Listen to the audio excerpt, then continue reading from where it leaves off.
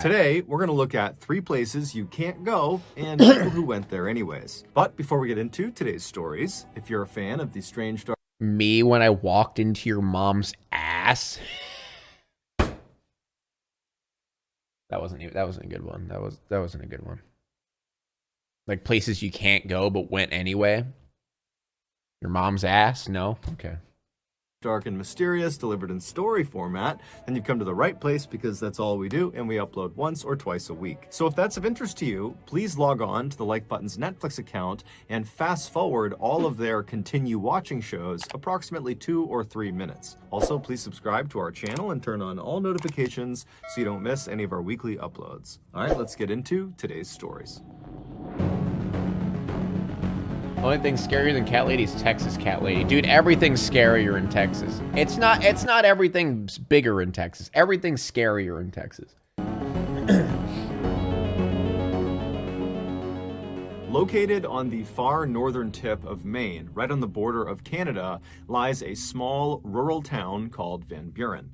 Van Buren is home to about 2,000 people who, for the most part, have lived in Maine for their entire lives, and they tend to be very rugged and very competent people. But unless you live in Van Buren or know someone in Van Buren or have family out there, there's no reason you would have heard of this particular town. Nothing really happens in this town.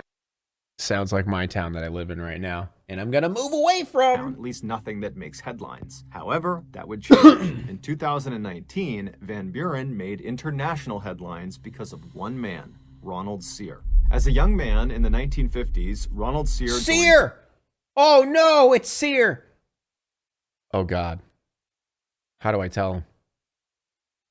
How do I tell him? The Air Force and fought in the Korean War, and then after he got out of the military, he moved back to his hometown of Van Buren, Maine, and he moved into a very modest 2-story home right near town, and for a little while he just kind of floated about, didn't really have a direction in life, but eventually, because of his love for working with his hands and his general skill at working with his hands and building things, he started a small but successful tool-selling company that he ran right out of his shed on his property. Fast forward to 2019, Ronald Sear at that time was 65 years old, and he still lived in the same property right near town in Van Buren. However, he now lived alone, and he still ran this tool-selling business right out of his work shed. And for Ronald, this was enough. He was very content with his life. He was very happy. But that year, he would face a crisis. One bright, sunny morning in the summer of that year, Ronald left his house and he walked over to his shed. He went inside, and right away he noticed something. Ronald kept all these bins inside of his shed that were full of all of the different tools that he would sell.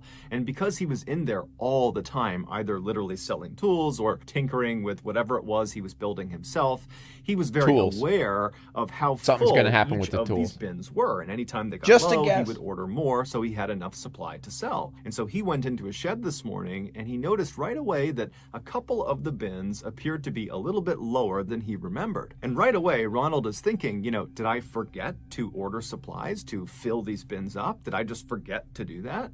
But he's thinking to himself, you know, I am meticulous in making sure my inventory is full at all times. I've been doing this for decades, and so it can't be me. You know, maybe I took the tools and I brought them into my house and I've left them in there, or maybe they're in my truck. And so Ronald, believing there's a totally logical explanation for this, would leave his shed and he would search his property, but he can't find these tools anywhere.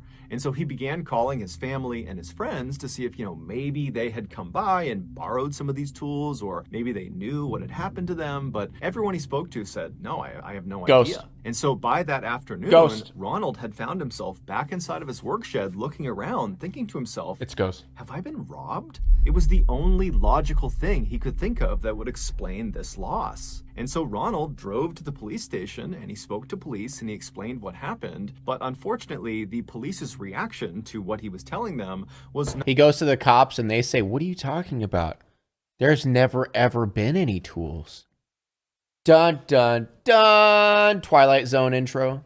There's never been any not tools. exactly what he wanted. They basically assumed that, he just had miscounted, that in reality the tools were either still in the shed and then he just forgot how many were supposed to be in there, or he had just kind of lost them on his property somewhere, that they were bound to turn up. And so the police told him, look, Ronald, go back and search your property. I'm sure they're there. And if you get some proof that someone actually stole from you, then come back to us. And so Ronald was really annoyed by this. He wanted them to take this I would be seriously, but too. You could tell they just were not. That going does sound to. like So something Ronald drove back a to his cop would house. do, He though. went inside. He hopped on his computer and he began researching what other homeowners did to protect themselves from things like theft. And one of the things he came across was setting up tripwires all around the perimeter of your property. Basically, you take these thin wires and you stretch them out very tight, very low to the ground, and you anchor them on each side, and then on the wire. Is he going full, like, this is like Home Alone on crack?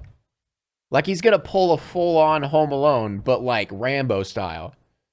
All right. Itself, you hang little bells. And so in theory, if an intruder were to walk onto your property, they would most likely not see the tripwires on the ground and they would kick them, and that would cause the bells to ring, thereby alerting the homeowner of their presence. Ronald loved this idea, so he went out and he set up tripwires all around his property. But over the next several days, after these wires were stood up, none of the wires made any sound, and still more tools continued to go missing. This was also in spite of the fact that his shed was locked at night. And so Ronald's thinking to himself, whoever's doing this is clearly watching me and kind of monitoring what I'm doing. They must be aware of the tripwires. Oh no. And they must be sneaking into the shed, at some time that I have the doors unlocked. I mean, this is a professional thief. And so as Ronald is thinking about this master thief that is targeting him, he has this sudden fear that if he can't stop this person from breaking into his shed and taking his tools, how can he possibly protect himself against this person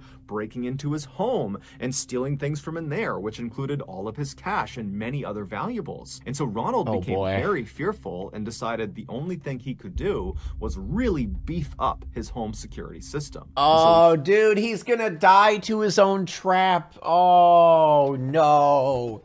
He's gonna Home Alone himself. Oh, no.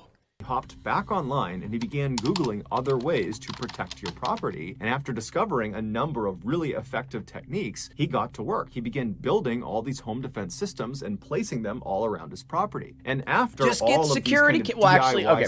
To be fair, I don't know how old this is, but I was about to say get security cameras, but I don't know. Security measures were put up. The theft of his tools stopped.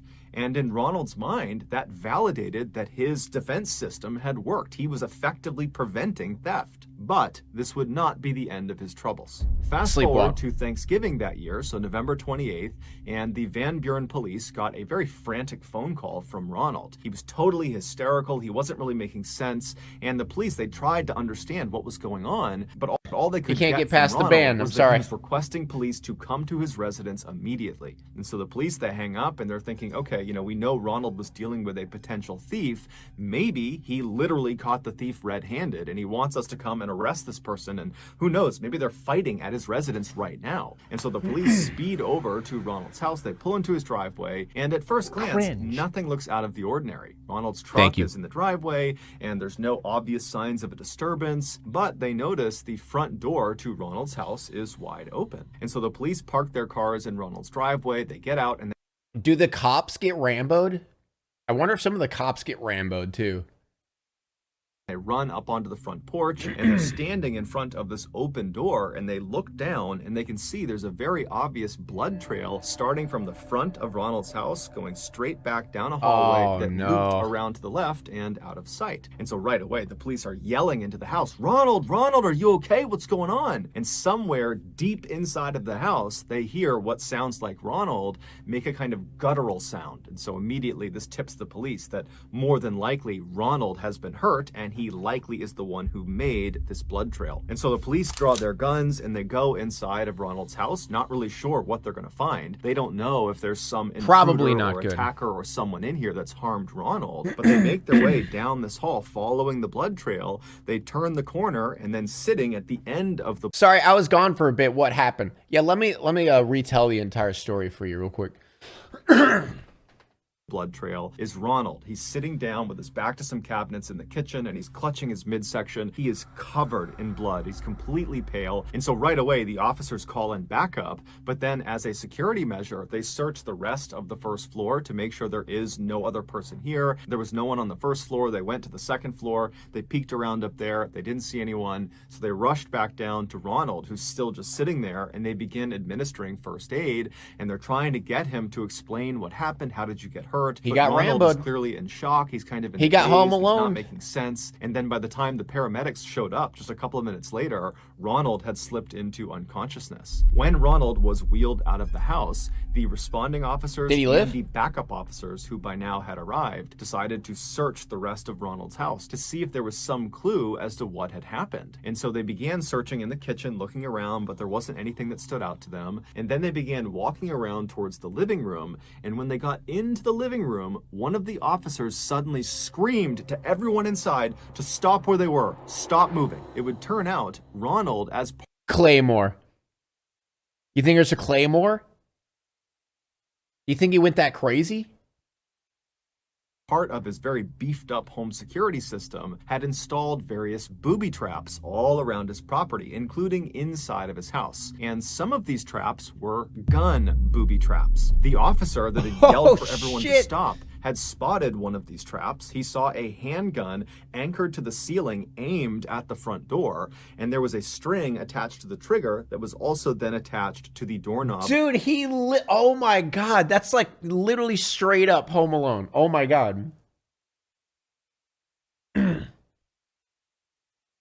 Of the front door. And so if this trap were live and some person opened the front door, it would activate this trap, causing the gun to shoot them. And so clearly Ronald had accidentally left this particular booby trap on, and he had accidentally activated it, shooting himself. And so after the officer sees this gun anchored to the ceiling, he tells, like, just make a noise trap, bro. Why do you gotta go full lethal? Everyone, and they begin looking up and just looking around to see if there are other traps. And amazingly, there are. In other doorways, just from where they're standing, they can... Okay, oh, it's from Saw. Okay. I was about to say, did he have 4 fucking shotguns in a row? See the barrels of guns. That's Texas, baby. That's Texas. This is Texas right here. This would be Texas. Pointing down that are obvious booby traps. In their haste to get in there and that's true. Kevin did grow up to be Saw. They hadn't noticed all of these guns in the ceiling, and so it was just kind of a miracle that none of the other traps had been set off. Ronald would be rushed to the hospital that night, but he would pass away from his wound. His death would be ruled an accident, and to this day, we don't know if he really was dealing with a professional thief. See, I was about to ask that. I was like, see, what I thought was going to happen is he was going to have some like weird sleepwalking episode, and he was going to die from his own traps in the middle of the night trying to steal his stuff or something like that. That's what I felt was going to happen. This is that was stealing his tools, same thing, but slightly different. It was just a figment of his imagination. Mary Cerruti had a difficult childhood. Growing up in the 1950s and it always starts out like that, baby. In Houston, Texas, Mary's family barely had enough money. It's Texas again? It's Texas, dude, again. To get by. And then by the time Mary was 21, both of her parents had passed away, leaving her with nothing. After their deaths, Mary kind of bounced around Houston, going from one low-paying job to the next, and then eventually she met a man that she fell madly in love with, and they got married, but unfortunately that marriage would end in divorce. After Mary got over that heartbreak, she would meet another man who she would also fall in love with, and they would get married too, but like her first marriage, this one also ended in divorce. At this point, Mary was so devastated by yet another heartbreak that she just kind of accepted that she was not gonna get married again. She was not gonna have a family of her own. Pepe but hands. She didn't let this get her down. Instead, she kind of embraced her life as a loner. Fast forward to 2015 and... Okay, I've seen roughly 3 to 4 people bleep out the word fuck. You guys know I'm an adult, right? Like, you guys know that this stream is supposed to be an 18+ stream, right? You're allowed to cuss. Like, you're allowed to. I don't know if I don't know if I need to say this, But you don't need to bleep out your cuss words. I've seen 4 people, I'm not joking, 4 people do it today. What, are you 10? If you are, leave. If you don't want your mom catching you say the F word, you can leave. You're not supposed to be here. All right? What is happening? I'm literally having to tell people that you're allowed to cuss. Like, what is happening? In a Twitch chat, dude. 4 people today. 4. Mary was 61 years old and she was still living alone. She lived in a small home in a Houston neighborhood. This neighborhood, over the last several decades, had really begun to grow. Lots of new apartment complexes were being built all the time. And in fact, one of the apartment developers Holy frick, that's heckin' Mary wild. and offered to buy her house so they could build over her land. But she had refused because she loved her house. She did not want to sell it. It didn't matter what they offered her. And so she was the only house in this long stretch of apartment buildings that didn't sell. But Mary kind of liked it. She wrote in her diary that her bungalow was like a castle, and all these apartment buildings all around her were her castle. That's pretty cool. Honestly, like that's kind of quirky. I'm not gonna lie. Walls. Mary didn't really have much contact with other people. She didn't have a consistent job, so she didn't have relationships with coworkers. She didn't have much contact, if any, with her living family, and she really didn't have any friends, with the exception of one woman who was in town who owned an arts and crafts shop, who Mary would periodically go into town and say hello to. But despite all that, Mary was not lonely. She had lots and lots of cats, and she loved cats. Anytime she saw a stray cat out in the neighborhood, Mary would get the cat food and water, and then eventually would try to coax the cat to tall apartment buildings around me, dear God. Well, okay, I personally wouldn't live there. I'm just saying, like, it do be kind of quirky, though. You know what I mean? Like, I guess if you're, like, downtown, like, if you're, like, in the middle of the stuff, you know? But, yeah, I wouldn't live there. No, hell no. I need land, dude. to come into her house, and then when it did, she would win the cat's trust, and then she would give it a place to live, and she would feed it and take care of it. And so before long, she had dozens of cats living in the house with her. And so these cats kind of became Mary's best friends, and so she rarely left the house, if ever. She mostly just stayed in the house with them. In That's February a lot of cats. that year, one of Mary's neighbors happened to be walking by her property, and they looked over and they saw a stack of mail had grown on her front porch, indicating that Mary had not. You guys ever have those like old ladies that just reek of cat piss? Like you ever walk through a grocery store and you pass this old lady and it's just pure cat piss? I feel bad sometimes for them because I'm like, they probably don't even realize how bad they smell. You know what I mean? No? I mean, to be fair, I am in a pretty shitty area. I smell that all the time. Actually, you guys want to have all of the smells in the world in one collective location? Come to my town, go to our Walmart. Everybody stinks. Everybody stinks. I don't know how they do it, man. It's crazy. It's like one dude could stink up an entire aisle by himself. Like you pass one person, they smell like BO. You pass another person, they smell like cat piss. You pass another person, they smell like shit. Like, I'm like, did you shit yourself? I don't understand. It's crazy, dude. It's crazy how bad people stink in this town.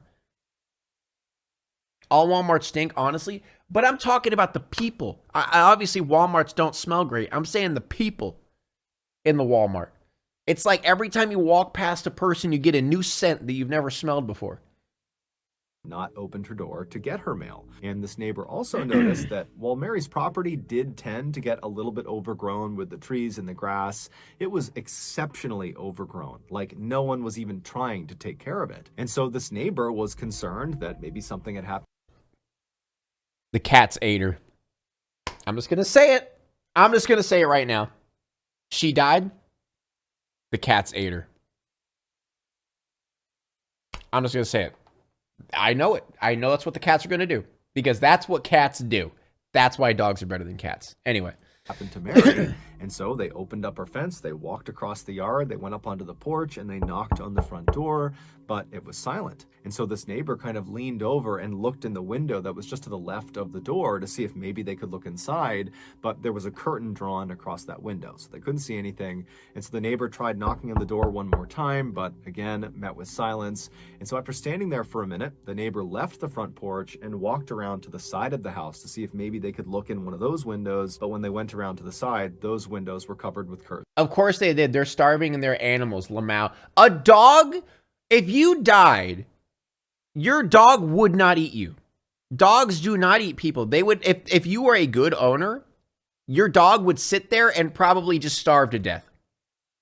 That happens. There's sometimes, like, dogs can leave the house. Like, there's times where their owners die, and the dogs will literally sit on the front porch and never leave and starve to death. Because they love you that much. They do sometimes. Let me look this up. It said poorly trained animals. Like a poorly trained dog. Or like a poorly taken care of dog would. Because their instincts kick in more. But, yeah. Cats don't give a... Cats literally would not give a second thought. They'd eat you like the moment you're dead, man. Too. So the neighbor walked back to the front of the property and just stood there looking at the house, wondering what they should do. And something told them that something's off, something's wrong, someone needs to make sure Mary really is okay. Someone needs to get inside of this house. And so the neighbor called the Houston police and explained the situation. A few minutes later, the Houston police arrived and they too went right up onto Mary's porch. They knocked on her door. It was met with silence. And so after that, the police talked to one of the other neighbors and got a key that Mary had apparently given them previously. And the police went back to Mary's front door. They used the key. They unlocked the door. They opened it up. And right away, they were hit with this horrible smell coming from inside the house. The police pushed the door the rest of the way open, and they stepped inside and they yelled out for Mary, but it was silent. And then before the police even began walking around looking for her, they looked off to their left and the right inside of the house, and they saw there were all these dead cats all over the ground. And so the Houston police didn't know what happened to Mary. Wait, what? Right away, they're thinking, okay, you know, we've seen scenarios like this before where someone who lives alone that no one really checks on dies unexpectedly, and then when they pass away, all of their pets are trapped in the house, they're not getting fed, and so they pass away too. And so the police at this point are fully expecting to find Mary's dead body somewhere in the house. And so they... Am I about to get reversed? Am I gonna get Uno reverse card right now? Is the opposite gonna happen? They begin walking through the house looking for it. But after searching the house top to bottom, they could not find Mary. And so the police leave Mary's house, and at this point there are people outside gathered because they see the police cars. And so the police grabbed a couple of the neighbors and they asked them, you know, do you know anything about this woman? You know, did she say anything about where she was going? Did you see her leave at any point? And the consensus amongst the neighbors they spoke to was that Mary basically kept to herself. She did not travel. She didn't go anywhere. She mostly just stayed in her house with her cats. And so it was very unlikely that she would have just abandoned the property and abandoned her cats because she loved them so much. And so the police at this point are thinking, okay, she's got to be in this house somewhere. And so the police called a few more officers to the property, and the group went back inside of Mary's house, and they really looked for Mary, thinking that, you know, maybe she slipped into a closet and that's where she passed away, or, you know, maybe she's just hidden somewhere in the house. And so they really kind of ripped the house apart looking for her. But again, there was just nothing. And so after they finally stopped the search without finding Mary, the police contacted Mary's extended family and they asked them the same questions. You know, did Mary say anything about a trip she was going to take? You know, is there any reason she would just abandon her property? And they all would say, look, we don't talk to Mary. We don't know where she went. We have no idea. And so for a little while, the Houston police continued to search for Mary in and around Houston. But eventually, after finding nothing, the search kind of stopped, and they reached out to Mary's family and said, you know, if you hear anything else about what happened to Mary, please let us know. Several months later, Mary's house went into foreclosure because no one was making the payments anymore, and the bank put her house up for auction. And a real estate entrepreneur in Houston bought the house up quickly, and after cleaning it out, he put it on the market to... Oh, no. Oh, no. Imagine. Imagine, dude. to be rented out. And for the next couple of years, several tenants lived in Mary's. Oh no, dude. Oh no. Old house, none of them staying for very long. Then in March of 2017, when the property was vacant, this young couple reached out to the landlord and said they were looking to rent and they were hoping to potentially stay in this property for 2 or 3 years. The landlord was thrilled and he sent over a lease for them to sign. And then once the couple had signed the lease and the property was theirs, the husband decided to just go over on his own and walk around the property and see what they would need to buy in terms of furnishings. And so the husband arrives at the property, he goes in the front door, he walks around the first floor. Imagine the dude, imagine they're like, hey, there's a dead body here. We don't want it. And he's like, hey, sorry, sign the lease. Out of my hands now. You got to live here. And then at some point he decides he wants to go up into the attic to see how much storage space they have. And so he gets underneath the trap door in the ceiling. There's no way that no one checked the attic for that long. There's no way. He grabs the string and he pulls it down, revealing this folded up ladder. He flips down the lower ladder piece and puts it on the ground. There's no way. He began climbing up. Once he got up into the attic, he stayed standing on the ladder and just kind of scanned around. And he saw there really wasn't much up there. There was a couple of metal cages that appeared to have been for pets or something, but it was very dirty and dark, and it appeared like no one had really come up here in a long time. And he kind of assumed that, you know, the other tenants weren't using this as a... Like the cops. How did the cops not check the attic, man? Storage space. And so the husband was about to go back down the ladder when he noticed off to the right side of the attic, kind of far away from the ladder, right where the roof begins to pitch down, he saw one of the floorboards was kind of popped up like it shouldn't be. And he stared at it and he's looking around at the rest of the attic and all of the floorboards were perfectly uniform, but that one was really jacked up. And so he was curious, and so he climbed up into the attic and he kind of stooped down and he walked over to this loose floorboard. And when he was standing over it, he could tell that this floorboard had kind of popped off of this hole in the ground, that the floorboard... Did she fall inside the wall? Oh no. Oh, she fell inside the wall. Had been covering this hole, but the hole was dark, and so he pulled out his phone and he turned on his flashlight and he looked straight down and he aimed the light into this hole. Now, this hole was basically just a gap between two of the walls on the first floor. And so he's shining his light down into this gap and he sees at the bottom the remains of the woman the Houston police have been looking for the past 2 years. Mary Cerruti. While no one knows for sure exactly what happened to her, it's believed back in early 2015 when she went missing, she that had is gone so up fucked into the up, attic man. where perhaps her cats liked to sunbathe off to the side of the attic. Like, that's such a... okay, if you can't find a body, the first place you search is the walls, man. The first place. Like, if you can't find a body, like... If you think someone got stuck somewhere, you search the walls, man.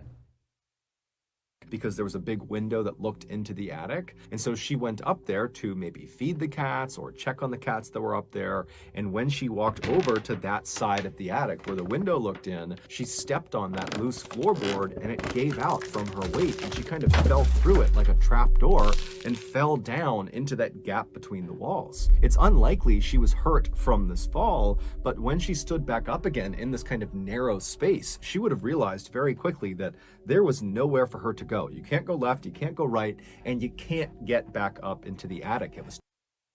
That's why I feel like when I'm older, and say I'm like old person where I have no family, no friends, no nothing.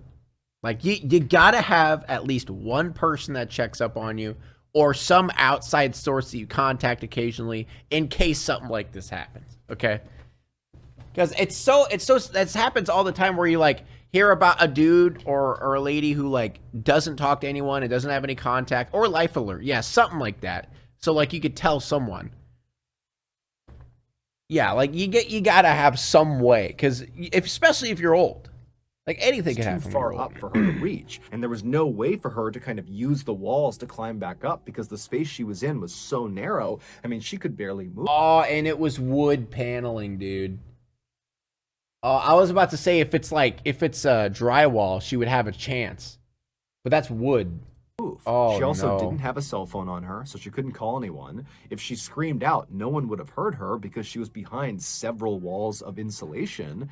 And because no one ever checked on her, there was no one that was just going to find her trapped in the wall. She was totally on her own. And so, trapped in this little space, Mary spent probably a couple of days screaming and trying to get her way out, but nothing worked. And then eventually she passed away.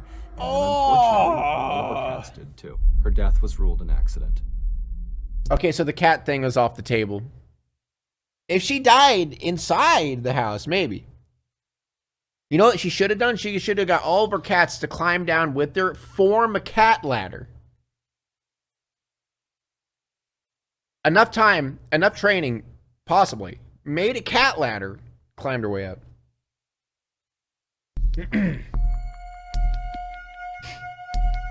Five-head idea. In the spring of 2017, Antonio Navarrete was on top of the world. Just a year earlier, the 21-year-old Florida resident had met the love of his life, a young woman named Daisy Martinez. And now Daisy was pregnant, and so she and Antonio were very excited about starting a family together. For the time being, Antonio and Daisy were living with Antonio's parents in his hometown of Waimama, which is a quiet rural suburb just south of Tampa. Please don't tell me there's actually a town called Waimama. There's a town called Waimama? All right. But Antonio had a bright future ahead of him. Ever since he had graduated high school, he knew what he wanted to do with his life. He wanted to be an auto mechanic, and he had the skills to do it. From the time he was a toddler, he had always been obsessed with cars, breaking apart his toy cars and putting them back together. And then as he got a little bit older, he began drawing these very intricate drawings. Your vegetables!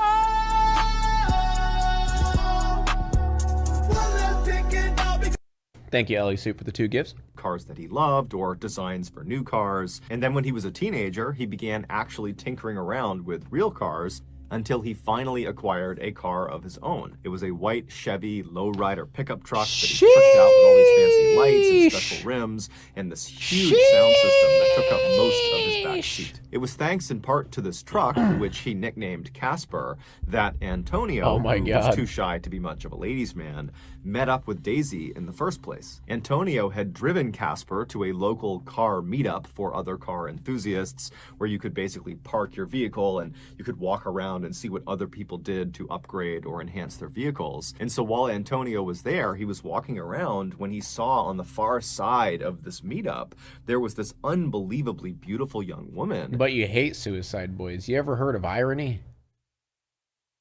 And he found himself just staring at her. He couldn't help it. And this young woman, who was Daisy, she eventually would look up and she would smile at him, and the rest, as they say, was history. But you 6 hate months it. later, There's no way you could. After You Daisy couldn't had use moved that in song. with You said you Antonio hate at his them. parents' house, and the couple had announced to their delighted families that they were going to have a baby, Antonio got yet another good piece of news. He'd landed a good job with a company that did maintenance work for Tampa Electric Company's Big Bend power plant, which was located in Apollo, Florida, which was about 10 miles to the east of Antonio's parents' home. Now, this was not Antonio's dream job. He still very much wanted to eventually become an auto mechanic, but this job paid $12 an hour, nearly double what he was used to. It does suck that, like, factory conveyor belt type jobs pay, like, way more than other jobs. You know what I mean?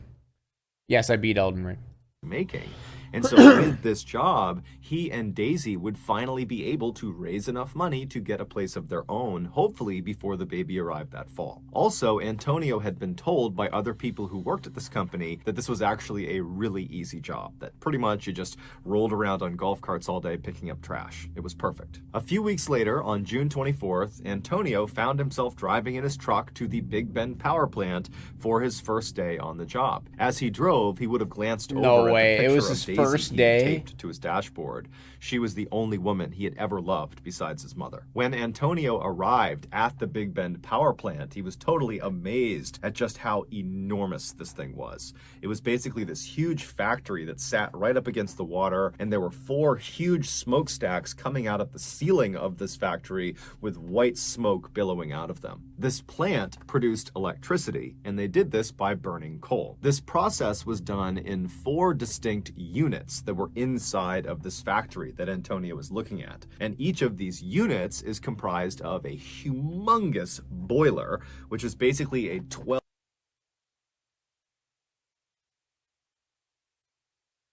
Why are you telling us these details? Why do we need to know these details? You know, do we really need to know this stuff? Right? we don't need to know this stuff for anything, right? 12-story tall oven, and so coal is loaded into this huge boiler, and it burns at the bottom of the boiler, creating some steam, and that steam goes up the boiler and begins to turn these huge turbines, creating the electricity, and then the steam just continues up the boiler and then out I don't need to know this stuff. Smokestack into the air. I don't need to know this stuff. Newer units, the airborne ash, which is a natural byproduct of burning coal, is captured inside of the boiler. But at Big Bend, 3 of their 4 units were built in the 1970s, so they were older models, and they did not capture the airborne ash inside the boilers. Instead, the ash would get heated up so much that it would melt and turn into a substance called slag, which basically is molten lava, like the stuff that comes out of... Why do we need to know all this stuff? Why? Volcanoes. That's what slag is. And so as this slag kind of builds up inside of the boiler, it would go through this man-sized hole at the very bottom of the boiler. Why is it called? Why are you defining the size of the hole in terms of man? Why are you doing that? Boiler, and right below that hole is this 30-foot tall water tank called a cooling tank, and this red hot slag, it basically dumps down into that water, which cools it off, turning it into these kind of glassy rocks, and then they settle at the bottom of this 30-foot cooling tank, and at the bottom of the cooling tank is this grinding mechanism that pulls these hardened, cooled off little boulders of slag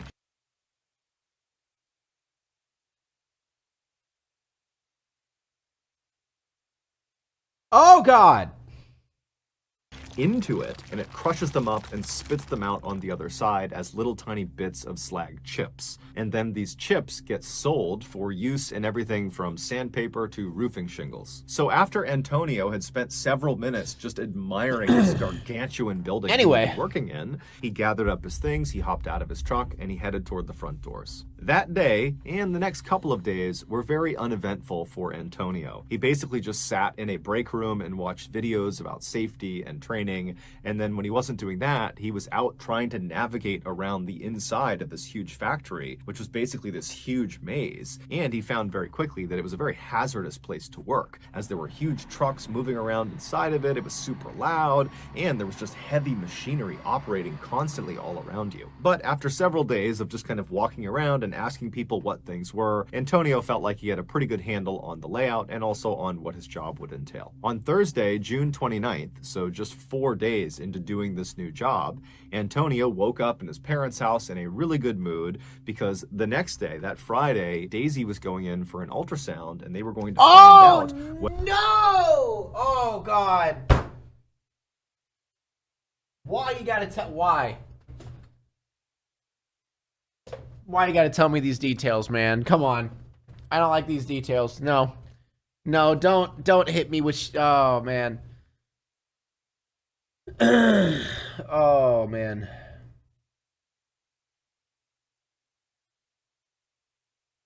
All right.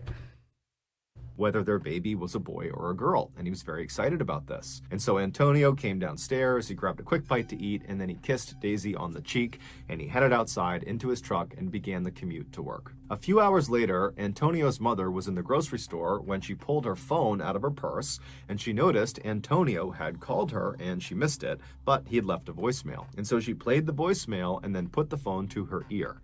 And what she heard was quite possibly the most traumatic thing a mother could ever hear from their child. After leaving the house that morning, Antonio drove all the way to work, no problem. He parked in the lot, he went inside the building, and initially the day was like any other day. He just kind of drove around the facility and I don't want to know. Trash, and that was it. I don't even want to know. Just a couple of hours into his shift, two fairly significant issues arose simultaneously inside of Unit 2. In the boiler, the slag that was building up had somehow created a sort of plug over that man-sized hole where the slag was supposed to dump into the water chamber. And so as more and more slag was being created as the ash melted, it wasn't draining into that chamber. And so all of this slag was just building up on top of itself. They're gonna ask him to like do something and help, and oh god, inside of the boiler.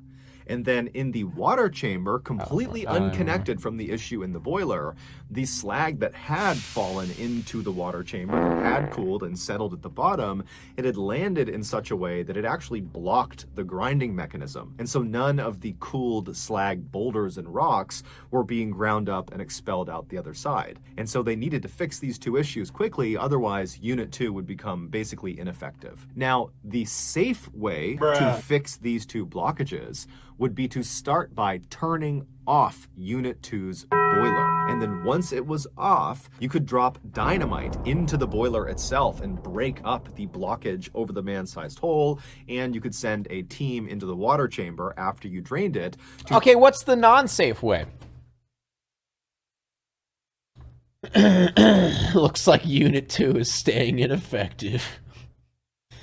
Why wouldn't they turn it off? We're about to find out. Chip away and move the blockage over the grinding mechanism. However, turning a boiler off at a power plant is extremely expensive. And so the Tampa Electric Company decided, you know what?